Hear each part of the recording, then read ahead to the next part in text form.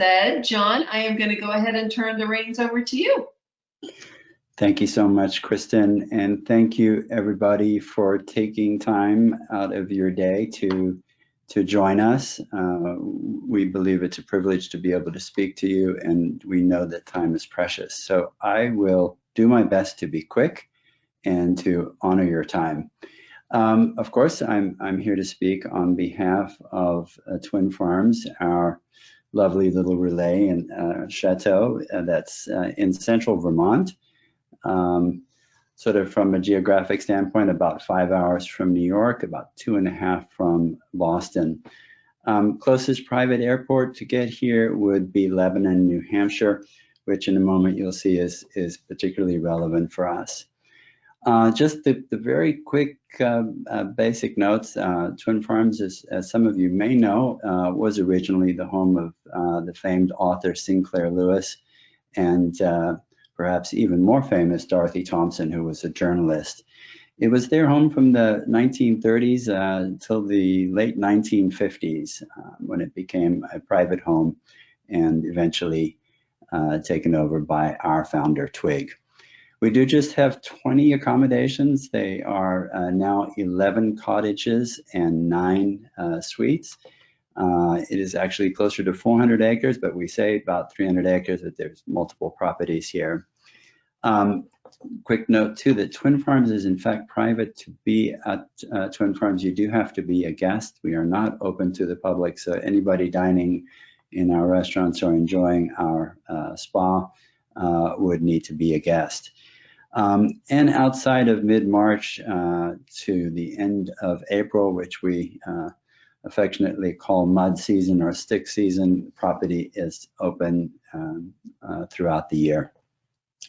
Big distinguishing factor about Twin Farms is that we are inclusive, meaning all of our guest meals, their on-site activities are included, and we do not charge any resort and service fees. And of course, Twin Farms is a non-tipping property. Typically, the age restriction at Twin Farms is 16. Because of COVID, we dropped it down to 14, and we're going to continue to do that so long as COVID persists. We're going to keep the age minimum at 14.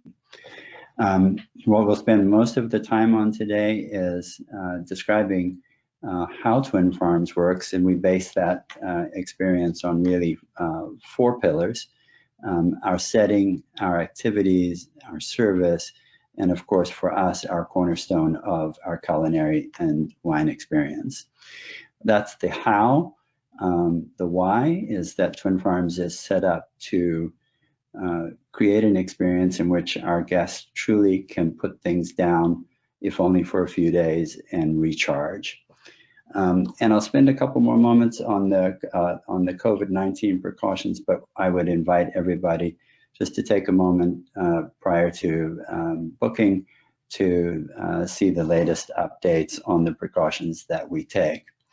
I will just touch on the current state mandates that Vermont has in place.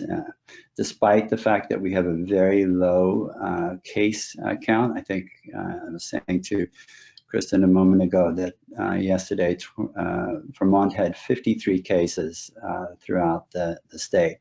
But our state does take a fairly conservative view, and they ask for a number of hurdles to be cleared. The first is a choice of either the guest being quarantined for 7 days and a negative COVID test, or quarantining for 14 days prior to arrival. The state does also ask the guest to attest to that fact. Operationally, we have some requirements that we also have to keep in mind. We do have to complete public area serving by 10 p.m., but there are no restrictions in place for dining in the privacy of a guest suite or cottage.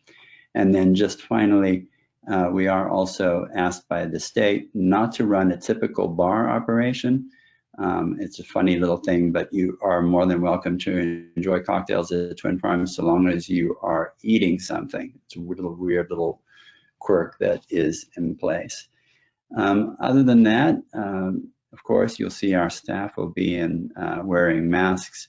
We will have taken every precaution known to man, including addressing air handling, sanitization, protocols with regards to daily health screening for our staff, temperature checks, and temperature checks available to our guests as well.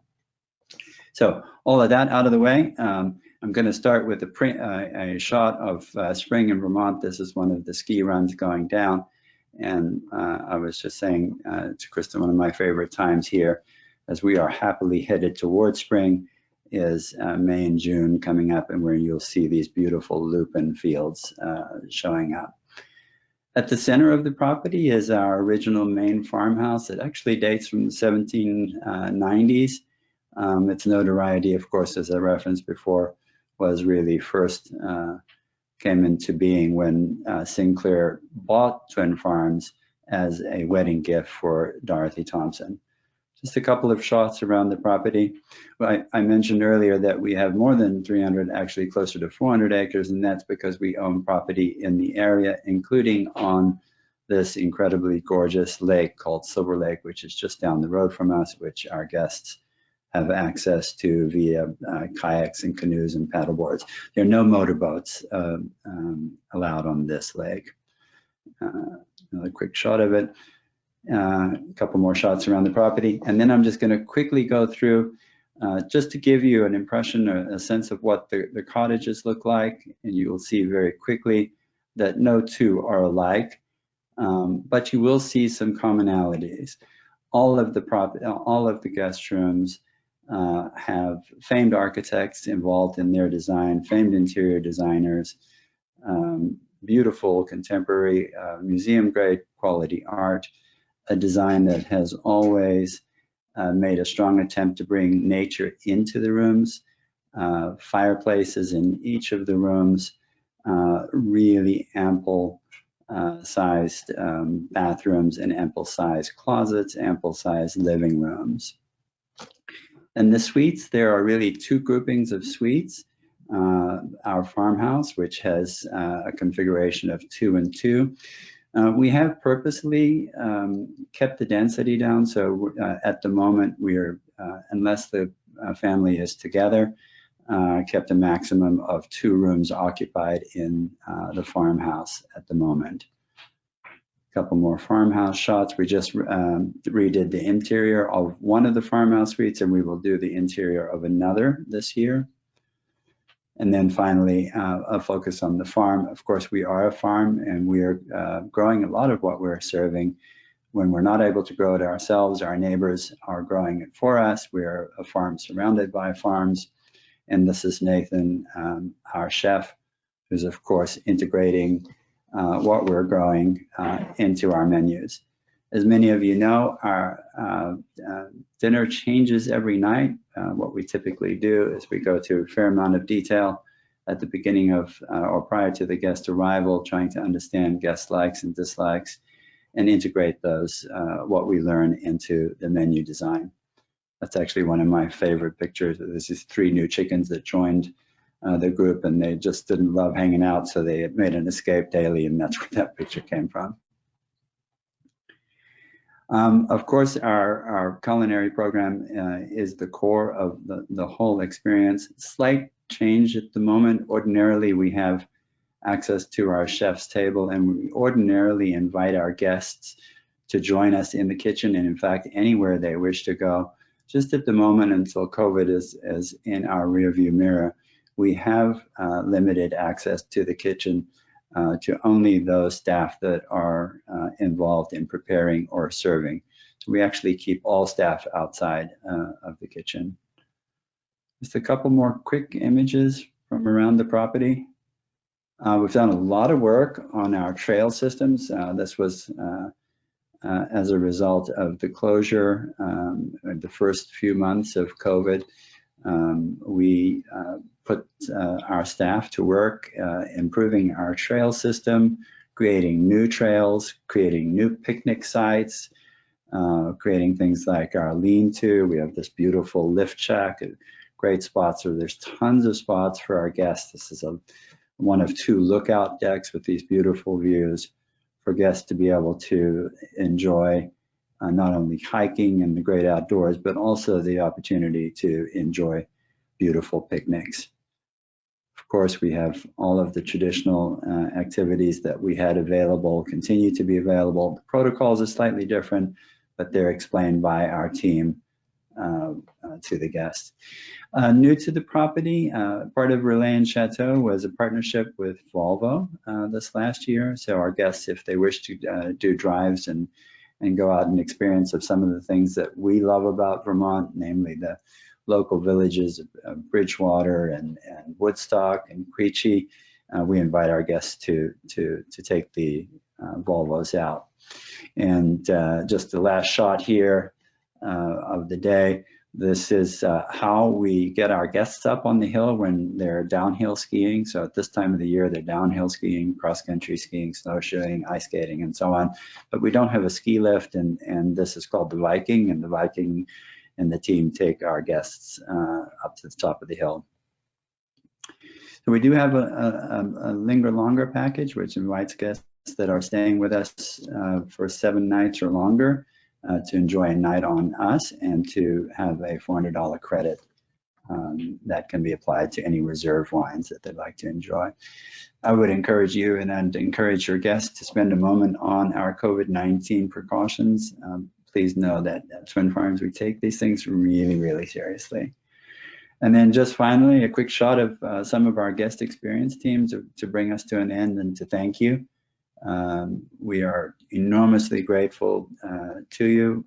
The travel advisory world has been very, very kind to Twin Farms this year, and together I think it's gone as well as it can. So I thank you all, and I'm happy to answer any questions. Kristen, over to you. Thanks, John. Well, it looks like we do have some questions coming through, but just a reminder to anyone who may have signed in a little bit late, if you have any questions for John, feel free just to type them into the questions portion of the control panel on your screen, and we will be happy to answer them. So Jenny is asking, the 7-day quarantine upon arrival, how does that work? And do the guests stay in their rooms for 7 days? So the quarantine is asked by the state of Vermont to take place prior to the arrival in Vermont. It's sort of an honor system. Guests are asked to largely stay home. They're expected not to attend any gatherings, etc. And if they do the 7-day version, then they're asked to take a COVID test. And there is a state website that we make it as easy as absolutely possible. We connect you with everything that you need.